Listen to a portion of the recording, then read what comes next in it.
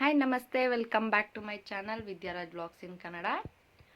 ದಾಳಿಂಬೆ ಹಣ್ಣಿನ ಜ್ಯೂಸನ್ನು ಮಾಡಲಿಕ್ಕೆ ಬಿಡಿಸಿಟ್ಕೊಂಡಿರುವಂತಹ ದಾಳಿಂಬೆ ಕಾಳು, ಹಾಲು, ಹಾಗೆ ಒಂದು 4 ಐಸ್ ಕ್ಯೂಬ್ಸ್ ನೀರನ್ನು ಹಾಕಿ ಗ್ರೈಂಡ್ ಮಾಡ್ಕೊಳ್ಳಿ. ಐಸ್ ಕ್ಯೂಬ್ ಬೇಡ ಅಂದರೆ ನೀವು ಸ್ಕಿಪ್ ಮಾಡ್ಬೋದು.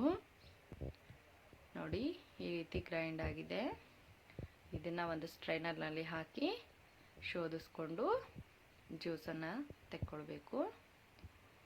ಪೊಮೊಗ್ರೆನೇಟು ಹಿಮೋಗ್ಲೋಬಿನ್ ಲೆವೆಲ್ನ ಜಾಸ್ತಿ ಮಾಡೋದಕ್ಕೆ ತುಂಬಾ ಹೆಲ್ಪ್ ಮಾಡುತ್ತೆ.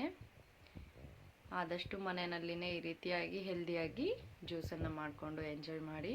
ಯಾರೆಲ್ಲ ಚಾನಲ್ನ ಹೊಸದಾಗಿ ನೋಡ್ತಿದ್ದೀರಾ, ಪ್ಲೀಸ್ ಚಾನಲ್ನ ಸಬ್ಸ್ಕ್ರೈಬ್ ಮಾಡಿಕೊಂಡು ನೋಡಿ, ಲೈಕ್ ಮಾಡಿ, ಶೇರ್ ಮಾಡಿ, ಕಮೆಂಟ್ ಮಾಡಿ.